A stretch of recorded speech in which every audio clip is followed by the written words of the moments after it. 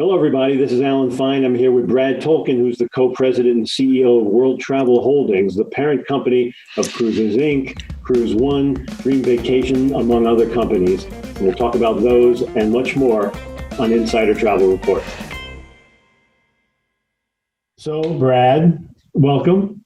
And Thank as you, we say Alan. to all our guests, we say, how are you and where are you? Last time you were over government cut in Miami, but you're now in the office? I am in, so WTH has a large office in Fort Lauderdale, and that is our only office in the state of Florida. And about 10 days ago, I drove from New York down to Miami with my wife and two dogs, and we have settled in our apartment, which does overlook government cut. The last time we spoke, the country was on more of a shutdown, and now I'm happy to report that I am back in the office. And so I'm in the Fort Lauderdale office today, and next week actually will be my first flight since March, and I will be heading up to Massachusetts to be in our Boston office where we have a series of meetings. From an employee standpoint, right now we are still in 100% volunteer basis if they want to come into the office. And, you know, we are not in a rush to change that at the moment. But more and more people we see on a weekly basis coming into the office. That's good. Well, let me set the stage for this. The last time we spoke was in April, and back then you had said, and it's a horrible irony, that the coronavirus had taken more people than the Vietnam War. Back then you said that airlines were at 5% capacity, hotels were at 10%, and we're seeing a change. At that time, no cruise ships in the world were going anywhere, and now we have Europe to watch with the MSC and Costa Cruises, to name a few. Plus cruising, we said in that last call, and it's true, it's the cleanest place you can go. It's a great, safe way to travel. But of course, they report illnesses. And so my question is, when planes and hotels don't report them, is that why the CDC is so on the case of the cruise lines?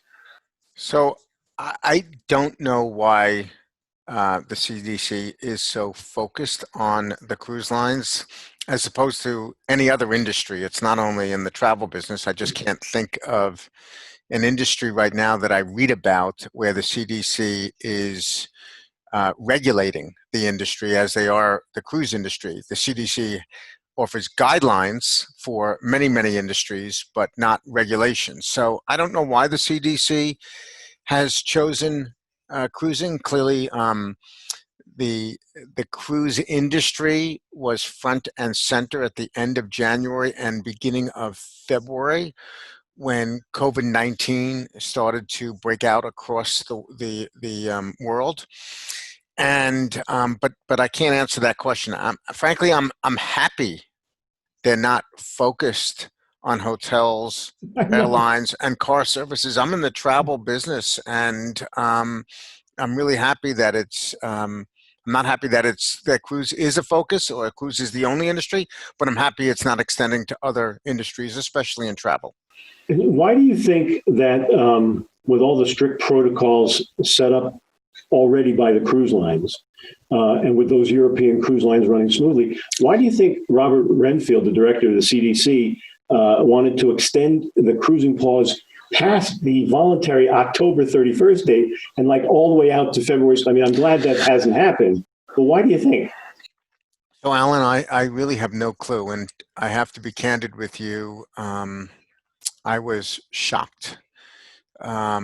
We had internally predicted, because we had no information, we had internally predicted that the CDC would come out with an extension of the pause with an announcement that it would end on this date, probably coinciding with the voluntary pause of cruises, maybe taking it a little bit further to mid-November. And that extension would then be qualified and cruising would be allowed to resume under the following mandated protocols. That's what we would have thought would happen.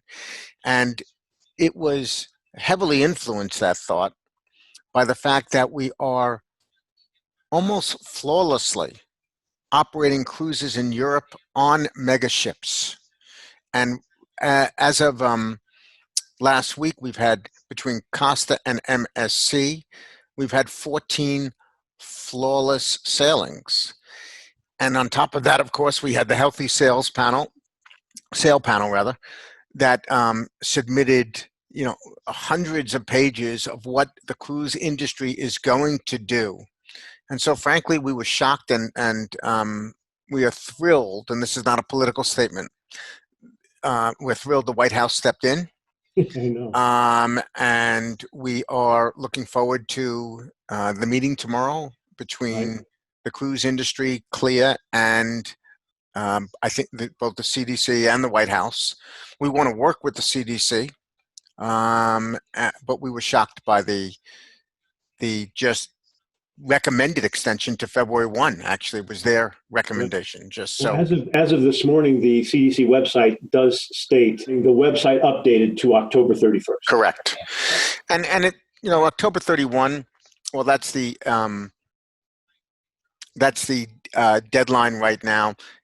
We will go beyond October 31, primarily because it takes about 30 days to crew a ship, because employees are all in different places around the world.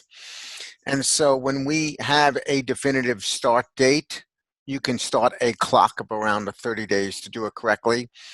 And so it's not going to happen on November 1. And, Carnival today came out with an announcement. I was going to ask you, what do you think's going on there? So they've canceled every cruise except for cruises that are departing from Miami, and I think it was Port Canaveral or maybe Port Everglades. So they have not canceled those cruises. So they've canceled all other November and December cruises other than from two ports. One is definitely Miami, and I forget if it was Port Canaveral or Port Everglades, but they are hoping to operate, but they're being realistic. And they have always been realistic, Carnival and the rest of the cruise industry, that this is going to be a phased in approach.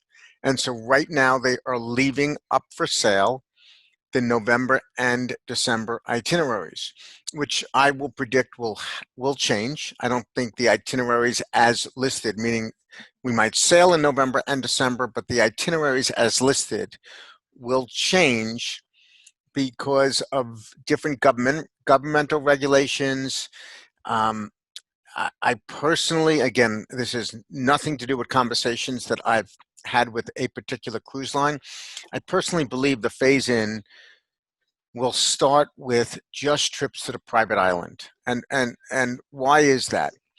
It's because I'm sorry?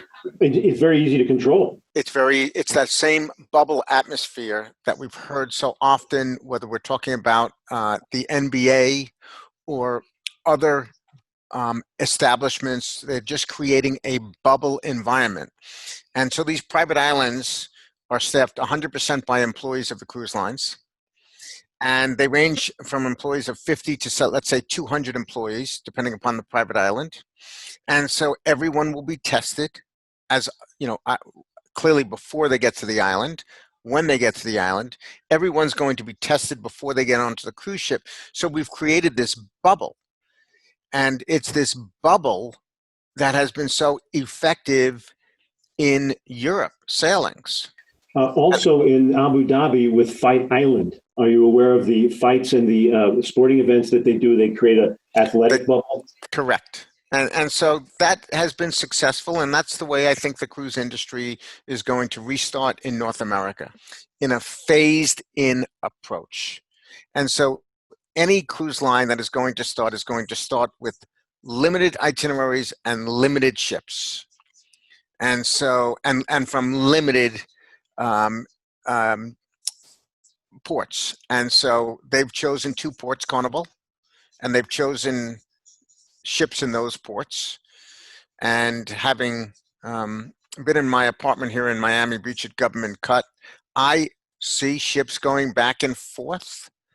And when we do speak to the cruise lines, these are the ships that initially, whenever cruising restarts, they will restart. So the ships themselves, the physical ships, are in fairly close proximity to where they're going to start. I know that we talked last time about a couple of your holdings. One was Cruiseline.com, and I want to bring it up because we know at Insider Travel Report, the visitors, the viewership has skyrocketed because, our mission is to spread information and to help the travel advisors. And you were mentioning that Cruiseline.com was doing pretty well, even though sponsorship was down. Let's talk about that for a moment. Sure. Well, Cruiseline.com, it's a review site, a news site. It's a social media site. In addition to that, the viewership also receives the best independent app in the cruise industry in Shipmate. After the cruise line apps themselves, which are downloaded by passengers traveling, it's the #1 downloaded cruise app on both Android and Apple. And we're just seeing a lot of activity on both Cruiseline.com and Shipmate. A lot of the activity is around the social media boards, and one of the most popular chats right now is the controlled shore excursions. Because remember, most of the people that have downloaded this app, they are cruisers, and they're passionate cruisers, which is a great thing. And so we have a lot of passionate conversation taking place on these chat boards. And as I said, there's several prevalent topics, but one is the controlled shore excursions, which is a great thing, by the way. Initially, I'm fully supportive of it. Long term, they must have been really, really expressive about that MSC moment where someone broke the bubble on a shore excursion. They were. There was a lot of chat about that, and I take my hat off to MSC. They did the right thing. Those particular passengers, at least I obviously wasn't there, they begged to be tested again, but MSC did not allow for that, because if they did, then anyone who would violate would then say, let me be tested. And it set the tone immediately. It happened on the very first cruise, which departed Genoa on August 16th. And so it was phenomenal, really phenomenal, the way they handled it, which is, again, such a supporting fact for the CDC to look at. This is what the industry is doing. This is why we have had just about a flawless experience in cruising. And even the TUI ship, where 12 crew members initially tested positive out of hundreds of crew members that were tested, by the way, that day. It wasn't that they randomly tested 12 and only 12 tested positive. They were surprised by the test results, and those crew members were then given 3 independent tests. So 3 different tests from 3 different labs, and each one of those tests for each of those 12 crew members came back negative. So they had false positives on the other test. So it's just it's like Uncruise didn't have that advantage. Remember, they tried to on the west coast of the United States, they tried to run it, and someone came up positive, and they didn't have retests, and so they correct. just stopped Correct. Listen, I read a story in one of the trade papers about a family that went to Antigua, and upon arrival, 1 or 2 of the family members were tested positive. Antigua's policy at the moment, this was several months ago, was that the passengers would have to quarantine and go back to their original destination or original point of embarkation. Those people happened to have been from the United States. They got back to the United States. They were tested immediately upon landing, and each one of them tested negative. So this is going to happen. The moral of the story is keep testing. And Alan, I just want to add, even though I keep using the word flawless, we know as we continue to open up cruising that there will be positive cases. But we are, as an industry, so well equipped to handle it. The ships themselves are going to have many, many cabins available for quarantining. Mm-hmm. The ships themselves all have hospitals, medical facilities. They're staffing with more doctors. There's just, again, going back to our conversation in April, there's just nothing like it for the consumer to be protected. But let's be real. This is a very viral virus, and there are going to be some incidents of positive COVID cases. It really is about how you handle it, not that it shouldn't happen. Correct. And I would rather be on a cruise ship than in a hotel when it happens, for example. Correct. And we saw this in Major League Baseball. We're now seeing it this week in the National Football League. There are incidents. They're handling it. The games go on. Are you seeing signs of the turnaround? I know business travel's still down, but leisure's coming back, right? So we are seeing signs of the turnaround. First, let me just cite a statistic about airline travel. Typically, we average in the United States 2.5 million people traveling on an airline per day.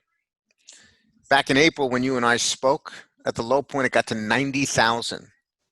Now we're averaging roughly 1 million people a day. So it's still down significantly. But if you just look at airline travel as a proxy, regardless of if it's a leisure trip, a business trip, a family trip, whatever it might be, that is just a great metric for we are on the road to recovery. At WTH, we have just come off the best. It's a rolling 7 days. I said this 2 days ago. I was on some other conversation. We have the best 7 days that we've had since March 13th. And we had another great day yesterday. We are seeing phenomenal signs. These are new cruises. These are not, what do you call it? Future cruise credits? They're not future, right. So it's to say then not future cruise credits would be irresponsible. But back in May and June and July, greater than 50% of what we were booking were future cruise credits. Now it's significantly less than 50% because most of those people either are still sitting on the fence with their future cruise credit or they booked it already, which is really what helped our bookings back in May, June, July. But since August 1st, because less and less people were on the books for a future cruise credit, when we look at let's say Carnival's announcement this morning where they're canceling November and December sailings. And if you look at the percentage, and I have no idea of what their percentage is, but if I look at our percentage of business we have on the books for November, December departures versus what we had on the books for May, June, and July, it's in a completely different ballpark. And so less people, less FCCs, the fact that we are having the best days since the pandemic started, or since the cruise pandemic started, March 13th, when we stopped sailing, and the fact that it's far less than 50% are future cruise credits is just another great indication that business is turning.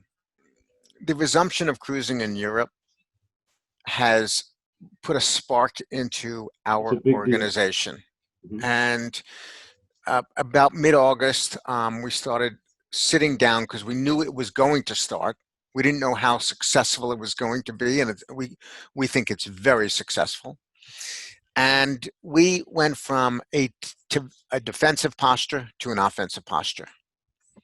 It was all starting to talk about the future, about marketing, about bringing back employees, about repatriating compensation for people that are working with us today, but not at full salary. And we put in phase one of that, and starting the day after Labor Day, and today is another day, people who were working, not everyone, but people who were working for the company, but we're taking a salary cut. We phased them in over 2 dates. We called a lot of people back. There's still many employees that we have not called back.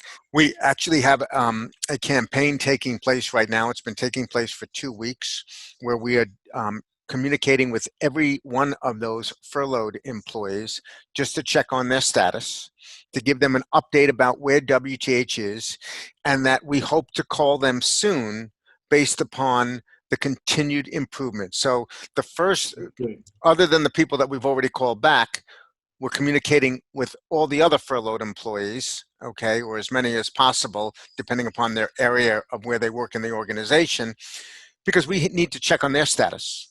You know, maybe some of them are working, and we understand that. But we are trying to ready the company for the next phase. Let me ask you about Dream Vacations, Cruise One, Cruises Inc. I know that they all worked very hard to make sure that the travel advisors were supported through this time. What percentage of them received government support? Was that something that helped? So I don't know the exact percentage off the top of my head. I can tell you that if someone was having a problem, we helped them out, and we've heard success stories with them getting the PPP loan. But I don't know the answer to your question. I can tell you that it's an extremely low percentage of franchisees that are still not with us. Very, very low. People are hanging on. People have bookings in the cruise industry. You just have to commend the cruise industry because they compensated the travel community on sailings that did not depart for no fault of their own. And so that helped a lot of agencies out. And so it's a very low percentage of people, or entities, I should say, that are no longer with the organization. Right. I also want to say, because you talked about our Dream Vacations and Cruise One and Cruises Inc. business, that we saw this after, in my other travel companies, after September 11th, 2001, and we saw it in the spring of 2020, because we have this window into so many distribution channels because of the makeup of WTH, that our travel advisor business, our Cruise One, Dream Vacations, and Cruises Inc. business model outperformed on a percentage basis our direct-to-consumer businesses. The customer was screaming out for that relationship, for that console, for that advice. And we saw this, as I said, I've been in this travel business now 41 years, solely in leisure. We saw this take place after the tragedy of September 11, 2001. And we saw it again, and we continue to see it after the great tragedy of this pandemic in 2020. And so that just validates the future of this particular business line and the future of the travel advisor community.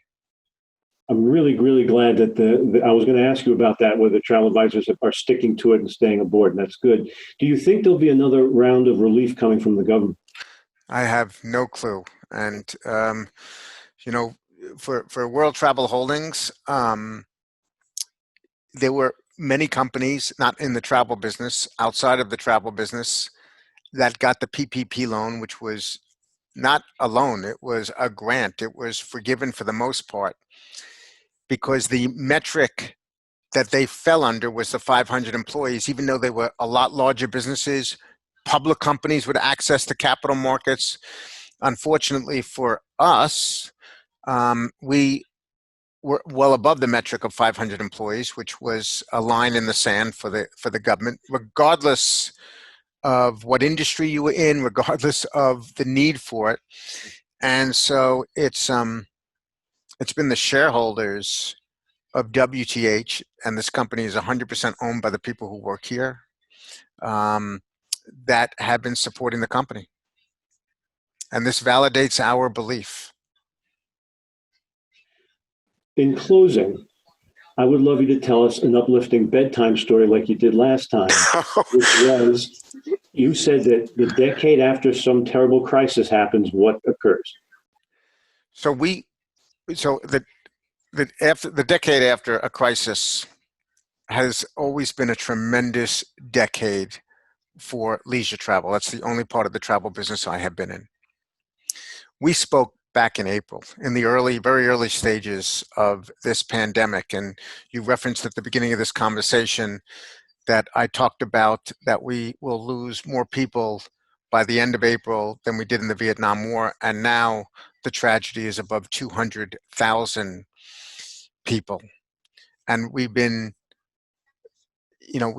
on some sort of lockdown, whether it's not a total lockdown, some sort of lockdown now for 7 months. This will be, without a doubt, the greatest buildup of demand for leisure travel in my 62 years on this earth.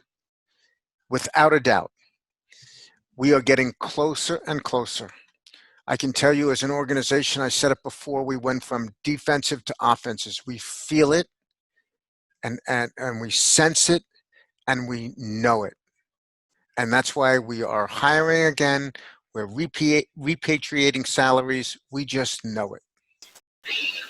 Well, as you said, the decade after, for a lot of industries. Correct. A boom decade. Correct. So thanks, Alan. Thank you for talking to us. Very good. Stay healthy. This is Alan Fine for Insider Travel Report.